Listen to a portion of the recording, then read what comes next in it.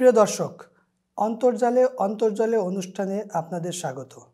এই অনুষ্ঠানে আমরা দেখাবো সোশ্যাল মিডিয়ার রঙিন পর্দার আড়ালে লুকিয়ে থাকা গল্প, প্রেম বিরহের কাহিনী, বন্ধুত্বের বিশ্বাসঘাতকতা আর অনুভূতির দোলাচল, যেখানে অন্তর্জাল শুধু সংযোগ নয়, বরং আবেগের লড়াইয়ের মঞ্চ। তাহলে আসুন আবিষ্কার করি সেই গোপন সত্য যা অন্তর্জালে আমাদের অন্তর জ্বালিয়ে দেয়। শান্ত জনতা। রঙিন ক্ষণের আভাস পেয়ে পথিক বন্ধু আসতে ধেয়ে, এসো এসো নতুন কুড়ির দল, জেগে ওঠো বুকে নিয়ে বল।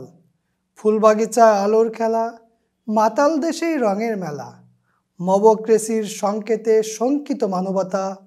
জাগরে শান্ত জনতা, ভেঙে ফেল সব বনিতা। আইরে তরুণ, ফের গর্জে ওঠ, চল গায় নতুন গান, সেই খুশিতে থাকি সদা, জীবন করি দান। প্রিয় রাষ্ট্রীয় মহাশয়গণ, আপনারা যারা ক্ষমতায় যান তারাই স্বৈরাচার হয়ে ওঠেন। স্বৈরাচার হয়ে ওঠার বীজ 5 তারিখে রোপণ হয়েছে। এটার বহিঃপ্রকাশ হতে একটু সময় অপেক্ষা করতে হবে। মনে রাখবেন, আমাদের সোনার বাংলাদেশের মাটি ও মানুষ এখনও কোনো একক ইজমের জন্য প্রস্তুত নয়। তন্ত্র মন্ত্র, গণতন্ত্র আর ধর্মতন্ত্র যাই চাপিয়ে দেন, জনগণ সেটা প্রতিহত করেই এবং করবে। যারা দেশ চালাবেন তার আগে আপামর জনতাকে প্রস্তুত করুন, তারপর দেশ চালান। অতীত লক্ষ্য করলেই বুঝতে পারবেন, ধর্মের ভিত্তিতে 47-এর দেশভাগ হয়েছে, কিন্তু তা টেকেনি, টিকতেও পারবে না। 71-এ আমরা আবার স্বাধীনতা অর্জন করেছিলাম, কিন্তু সেটিও টিকতে পারেনি, বারংবার ব্যর্থ হচ্ছে। মুক্তিকামী মানুষ ও বীর মুক্তিযোদ্ধারা যে স্বপ্ন নিয়ে পাকিস্তানকে পরাজিত করেছিল, সেই স্বাদ এখনও অবধি পায়নি। কারণ সরকার যাবে আর আসবে, এতে সাধারণ মুক্তিকামী মানুষের মুক্তি কখনোই হয়নি, হবেও না। যেমন 47, 71, 2024 মুক্তিকামী মানুষদের মুক্তি হয়নি। শালার অমানুষ শাসক গোষ্ঠী এত খণ্ড খণ্ড করে আমাদের বিভক্ত করছে। খণ্ড খণ্ড করার সময় আপামর জনতার রক্তের হোলি খেলায় মত্ত হয়ে ক্ষমতালোভী অমানুষ শাসক গোষ্ঠীর শাসন করে চলছে।